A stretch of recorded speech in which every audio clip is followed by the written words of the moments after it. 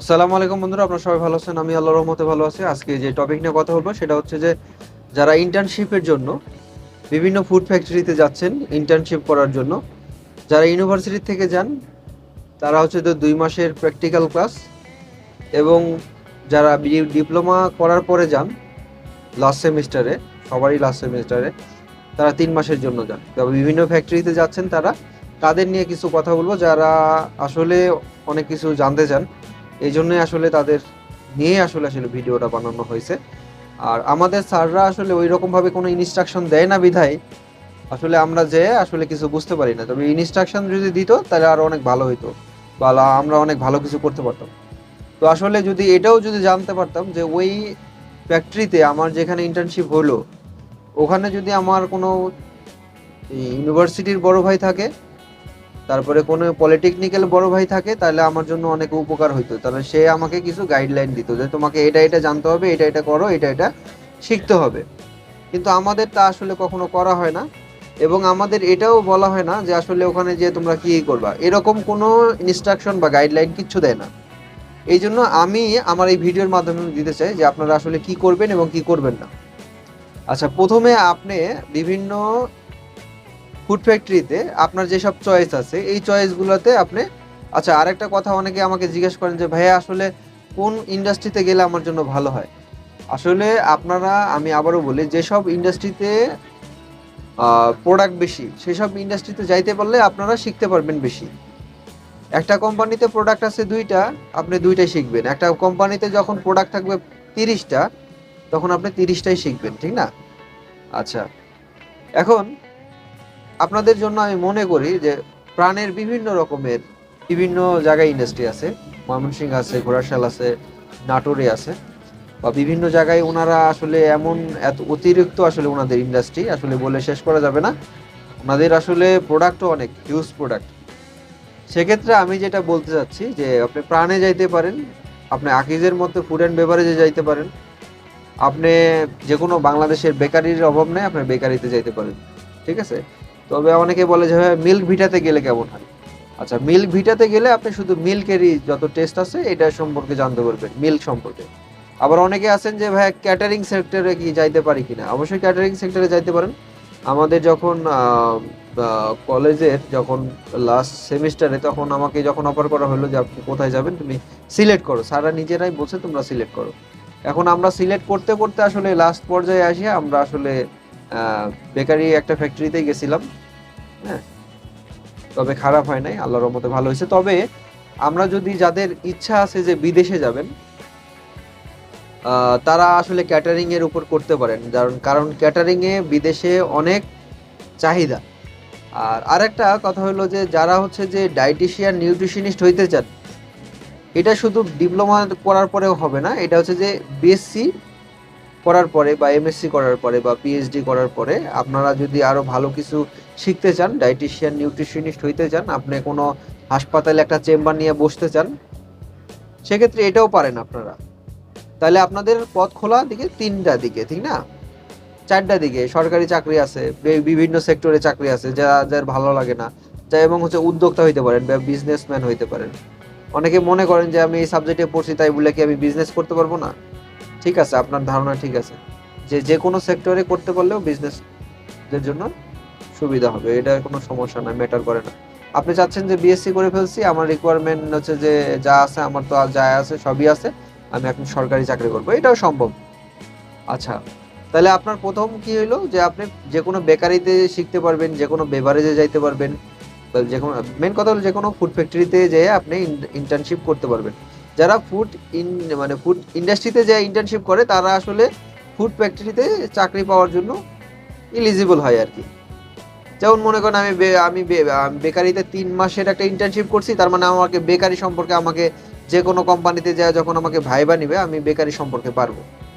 ঠিক আছে, যে আমাকে একটা বেকারিতে একটা বিস্কিট বানাইতে কি কি দরকার হয়, কি কি র মেটেরিয়াল দরকার হয়, কি কি কেমিক্যাল দরকার হয়, কি কি প্যাকিং ম্যাটেরিয়ালসের দরকার হয়, এগুলো আমি সবই জানি। তো আপনারাও জানতে পারবেন যদি আপনারা ফুড ফ্যাক্টরিতে যান। আচ্ছা, যদি আপনারা ক্যাটারিং সাইটে যান, ক্যাটারিং সেক্টর বা বাংলাদেশের যে অনেকগুলো ক্যাটারিং সেক্টর আছে, বাংলাদেশ বিমান ফ্লাইট ক্যাটারিং সেক্টর আছে, আরো কয়েকটা আছে, আমার ভিডিওতে অনেকগুলাই আছে। তো আমি অনেক কিছু আলোচনা করতে চাই, ভিডিও বড় হয়ে যাওয়ার ফলে আমরা আসলে অনেক কিছু আলোচনা করতে পারি না। তো যেটা বলতে চাচ্ছি যে আপনারা তাহলে ফুড ইন্ডাস্ট্রিতে যাইতে পারেন, ক্যাটারিং সেক্টরে যাইতে পারেন, আপনারা ডায়েটিশিয়ান নিউট্রিশনিস্ট হতে পারেন, আপনারা নিজে কোনো উদ্যোক্তা হওয়ার জন্য যে কোনো সেক্টরে যাওয়ার পরে আপনারা কোর্স কমপ্লিট করার পরে আপনারা উদ্যোক্তা হয়ে যেতে পারেন যে কোনো সাইড নিয়ে। যে আমি, হ্যাঁ আমি ক্যাটারিং সাইডটা দেখছি, আমি ক্যাটারিং নিয়ে আমি এই বিজনেসটা দিতে চাই, রেস্টুরেন্টটা দিতে চাই বা এরকম করতে চাই। না, আমি এই বেকারি সেকশনে ছিলাম, আমার এই বেকারি ভালো লাগছে, আমি একটা বেকারি কোম্পানি দিয়ে দিতে চাই, সেটাও পারেন। ঠিক আছে। তারপরে হচ্ছে যে আমি হচ্ছে যে ডায়েটিশিয়ানিস্ট নিউট্রিশনিস্ট হইতে চাই, পুষ্টিবিদ হইতে চাইলে আপনাকে ভালো বাংলাদেশে যেসব পুষ্টিবিদ আছে তাদের আন্ডারে যে আপনাকে 3 মাসের 2 মাসের সাথে সাথে থেকে থেকে ডায়েট প্ল্যান, ডায়েট চার্ট কিভাবে করে এগুলো আপনারা শিখতে পারবেন। ঠিক আছে। আর যারা সরকারি চাকরির পরীক্ষা দিবেন তাদের অবশ্যই আরো সেলুট। যাই হোক, এখন যেটা বলতে চাচ্ছি যে আপনারা যখন ফুড ইন্ডাস্ট্রিতে যাচ্ছেন, আমার ভিডিওটা বেশি বড় হলে আপনারা স্কিপ করবেন না, কারণ আসলে আপনাদের জন্য আমি আসলে ভিডিওটা বানাই। আমার আসলে ভিডিও বানানোর উদ্দেশ্য হলো যে আপনাদের কিছু গাইডলাইন দেওয়া, তাছাড়া আমার কিছুই না। এখন কথা হলো যে আমি যে ভিডিওটা বানাচ্ছি এটা শুধু আপনাদের উপকারের জন্য। এখন কথা হলো যে আপনারা যখন ফুড ইন্ডাস্ট্রিতে যাচ্ছেন বা ক্যাটারিং সেন্টারে যাচ্ছেন বা আপনারা ডায়েটিশিয়ানিস্ট নিউট্রিশনিস্ট কোনো পুষ্টিবিদের আন্ডারে আপনারা থেকে নিজে পুষ্টিবিদ হতে যাচ্ছেন, তাদের একটাই কথা বলবো, আপনারা সব সময় ওনাদের কথা মেনে চলবেন এবং সব সময় ভালো ব্যবহার করবেন তাদের সাথে, এবং টাইম টু টাইম তাদের মেনটেন করবেন, এবং যে টাইমে যাইতে বলবে, যে টাইমে আপনি দরকার হয় আগে আগে যাবেন, এমন অবস্থা। ঠিক আছে। আচ্ছা, আরেকটা কথা যারা আসলে ফুড ফ্যাক্টরির কথাটা বেশি বলি, কারণ হচ্ছে যে ফুড ফ্যাক্টরির মানে যারা যান তারা আসলে বেশি অলসতা করেন এবং বেশি একটু মানে সুযোগ পাইলে আসলে আপনারা অনেক কিছু করে ফেলতে চান। আচ্ছা, যাই হোক, আপনাদের 3 মাসের ট্রেনিং এ আপনাদের কি করতে হবে? প্রথমে যেটা করতে হবে, ওই কোম্পানির কি প্রোডাক্ট আছে, ওই প্রোডাক্টের কি কি টেস্ট করা হয়, কি কিভাবে ফ্লো চার্ট করা হয়েছে, বা কোনটার পরে কোন স্টেপে যাচ্ছে, কিভাবে যাচ্ছে, এগুলো সব কিছু ফ্লো চার্ট করবেন, ডেসক্রিপশন করবেন। তারপরে হচ্ছে যে টেস্ট পারপাসে যে কি কি টেস্ট করা হয়, কি কি হচ্ছে যে কোয়ালিটি মেনটেন করা হয়, এগুলো দেখবেন। ঠিক আছে। এটা হচ্ছে তো প্রোডাক্টের হইতে পারে, এটা হচ্ছে র মেটেরিয়ালস হইতে পারে, এটা হচ্ছে প্যাকিং মেটেরিয়ালসের হইতে পারে। ঠিক আছে, এগুলা দেখবেন, দেখার পর রিপোর্ট করবেন। আর একটা কথা হলো, যেগুলা না বললেই নেই, আপনারা ফুড ফ্যাক্টরিতে যেয়ে কখনো অকারেন্স করবেন না। যে কোনো অকারেন্স হইতে পারে, যেমন মনে করেন যে কোনো প্রোডাক্ট নিয়ে আপনি, এমন অনেকে আছে মানে যা শুনছি আর কি, এমন এমন জুনিয়র ছেলে পেলে যেসব যেগুলা শুনি এইসবে আর কি আপনাদের মাঝে তুলে ধরার ট্রাই করতেছি। এমন অবস্থা আছে যে একটা জুস ফ্যাক্টরিতে গেছে, মানে ইচ্ছা মতো জুস খাচ্ছে, যে বা যে কোনো প্রোডাক্ট খাচ্ছে, অনেকে দেখে ফেলতেছে। মানে আসলে চক্ষু লজ্জা থাকা উচিত, যেখানে আপনি তো লুকায় লুকায় খাইতে পারতেছেন না একটা কোম্পানিতে, যে আপনি কারো না কারোর মাধ্যমে চোখের পড়তেছেন, হোক অপারেটর, হোক হচ্ছে যে ওখানকার অফিসার, হোক সেখানকার ম্যানেজার, চোখে না চোখে পড়ে যাচ্ছেন। একটা সাপোজ বিস্কিট খাচ্ছেন, কেন আপনার তো একটা যে ডিপার্টমেন্টের আন্ডারে গেছেন, অনেকে যায় হচ্ছে যে কোয়ালিটির আন্ডারে, অথবা অনেকে যায় প্রোডাকশনের আন্ডারে। এখন যদি কোয়ালিটির আন্ডারে যান, তাহলে কোয়ালিটি কোনো কিছু খেতে চাইলে আপনারা সময় করে খেতে পারবেন, ওই প্রোডাক্টই খেতে পারবেন। অনেকে মানে আপনারা যেসব কাজ করেন, অনেকে অনেক কাজ করেন যেসব কাজ আসলে করা উচিত নয়। যেমন মনে করেন যে আপনি আসলে বেভারেজ কোম্পানিতে গেলেন, আপনি সবার সামনে বেভারেজ খাচ্ছেন, কার্বনেট সফট ড্রিঙ্ক খাচ্ছেন, একটার পর একটা খাচ্ছেন। এটা তো আসলে আপনার একটা বিবেক থাকা উচিত, কারোর সামনে এসব এভাবে খাওয়া যাবে না। আর আরেকটা কথা যেটা বলি সেটা হচ্ছে যে সবার সাথে ভালো ব্যবহার করবেন, সব সময় ভালো ব্যবহার করবেন। যাইতে মানে সামনে সালাম, পিছনে সালাম, এরকম আর কি। ঠিক আছে, যে আপনাকে যেন ভালো মনে করে, এবং তাদের সাথে এমনভাবে আন্ডারস্ট্যান্ডিং করে নেবেন যেন ভবিষ্যতে ওই কোম্পানিতে আসার আপনার চান্স থাকে। এটা কিন্তু একটা গোপন কথা বলে দিলাম। ঠিক আছে, যে একটা নিয়োগ হইলে আপনাকে ফোন দিবে, আপনি মাঝে মাঝে খবর নেবেন, যে ভাইয়া কেমন আছেন, কি অবস্থা আপনার, কেমন জব চলতেছে, ভাইয়া আমাকে একটা জব দেন না, একটা ব্যবস্থা করে দেন না। এই যে মাঝে মাঝে আপনাকে যখন আপনি তাকে ফেসবুক আইডি নেবেন বা হচ্ছে যে মোবাইল নাম্বার আনবেন, মোবাইল নাম্বার এনে বেশি কথা বলা যায় না, তো একটু হচ্ছে যে হোয়াটসঅ্যাপ নাম্বার বা হচ্ছে যে আপনার মোবাইল কি বলে ফেসবুক আইডি এসব, বা হচ্ছে যে আপনার কি ইনস্টাগ্রাম, এগুলা আইডি নিয়ে এসে এসে মাঝে মাঝে যে বলবেন যে ভাইয়া কেমন আছেন, বা স্যার কেমন আছেন, হ্যাঁ স্যার বললে আরো খুশি হয়, স্যার কেমন আছেন, এই সেই আমাকে একটা জবের ব্যবস্থা করে দেন না, আপনাদের তো আমরা আসলে জুনিয়র, আমরা যদি আপনাদের কাছে হেল্প না পাই তাহলে কার কাছে পাবো। বিভিন্ন ভাবে আপনারা কনভিন্স করে অবশ্যই জব ম্যানেজ করা সম্ভব। আর আপনারা জব ম্যানেজ করতে সম্ভব না হলেও আরেকটা কাজ করতে পারবেন তাদের মাধ্যমে, যে তাদের মাধ্যমে নিউজটা পাবেন যে অমুক কোম্পানিতে বা এই কোম্পানিতে একটা সার্কুলার হয়েছে। অনেক সময় বিডি জবসে পাওয়া যায় না, অনেক সময় ওনাদের কাছে খবর থাকে যে কোয়ালিটি ডিপার্টমেন্টে, প্রোডাকশন ডিপার্টমেন্টে, আর&ডি ডিপার্টমেন্টে লোক নিবে। তো সেক্ষেত্রে আপনারা এইভাবে তাদের কোম্পানিতে জয়েন করতে পারবেন, বা বিভিন্ন লিঙ্কের মাধ্যমে যে ভাইয়া আমার একটা সিভি আপনার কাছে রাখেন না, বা ভাইয়া আমি একটা কোম্পানিতে যেহেতু সার্কুলার দিছে, তো ভাইয়া আমার একটা ব্যবস্থা করে দেন না, এই যে সিভিটা আমার হোয়াটসঅ্যাপে পাঠিয়ে দিলেন। ঠিক আছে, সে যতটুকু পারলো করলো, অবশ্যই যদি ভালো রিলেশন থাকে অবশ্যই করবে তার জন্য। আর একটা কথা বলি, অবশ্যই যেসব কোম্পানিতে অনেক মানে ওয়ার্কার্স আছে, আপনাদের একটু বিবেক বুদ্ধি খাটিয়ে, ভার্সিটি লেভেল হোক, কলেজ লেভেল হোক, অনেক সুন্দর সুন্দর মেয়ে দেখছেন আপনারা, অনেক সুন্দরী গার্লফ্রেন্ড বয় মানে ক্লাসমেট ছিল, কখনো ফিরেও তাকান নাই, কিন্তু অনেকের দেখা যায় যে ওই সব ইন্ডাস্ট্রিতে যখন যান আপনারা, তখন আসলে এই চক্ষু লজ্জাটা উঠে যায়, এটা আসলে ঠিক না। ঠিক আছে, অনেক ছেলে দেখছি এরকম যে ওয়ার্কার্সদের প্রেমের প্রস্তাব দিয়ে বসেন, বা একটা চোখ মারেন, বা বিভিন্ন রকমের বিভিন্ন আঙ্গি ভঙ্গিতে তাদের মোবাইল নম্বর নেওয়ার চেষ্টা করেন। এসব কিন্তু প্রচুর খারাপ। একটা মেয়ে যদি আপনার বিরুদ্ধে একটা কমপ্লেন করে, তার মানে আপনার ওখানে ব্যাড রিপোর্ট চলে আসলো, আপনার ইউনিভার্সিটির একটা খারাপ রিপোর্ট আসলো।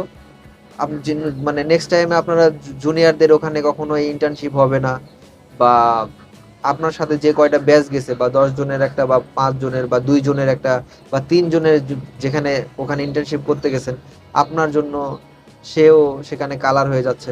তো এই জিনিসগুলো যেন না করেন। এমন অবস্থা হয়েছিল, মানে আমি কখনো মানে পলিটেকনিকের নাম বলবো না, এমন এক পলিটেকনিক থেকে, ফুড ইন্ডাস্ট্রির নামও বলতেছি না, এমন এক কোম্পানিতে গেল, যাওয়ার পরে এমন এক অকারেন্স করে বসলো, সেখানে 3-4 বছর ওই পলিটেকনিক থেকে বা ওই ইউনিভার্সিটি থেকে সেখানে আর চান্স পায় নাই ইন্টার্নশিপ করার জন্য। তাহলে কি করলেন আপনি? তো নিজে নিজে একটা প্রবলেম ক্রিয়েট করলেনই, এবং আপনাদের জুনিয়রদের জন্য একটা ব্যাড ইফেক্ট নিয়ে আসলেন, এবং আপনার ইউনিভার্সিটি বা আপনার পলিটেকনিকের জন্য এটা একটা মানে খারাপ দিক, মানে বদনাম নিয়ে আসলেন, যেটা আসলে আপনাদের করা উচিত নয়। আমরা কখনো কাম্য করি না যে আপনারা কখনো এই ফুড ইন্ডাস্ট্রিতে যে নারী ঘটিত কোনো কেলেঙ্কারি বা অকারেন্সে জড়িয়ে যাবেন, এটা আমরা কখনোই মানে আশা করি না আপনাদের কাছ থেকে। আপনারা এটা কখনোই করবেন না।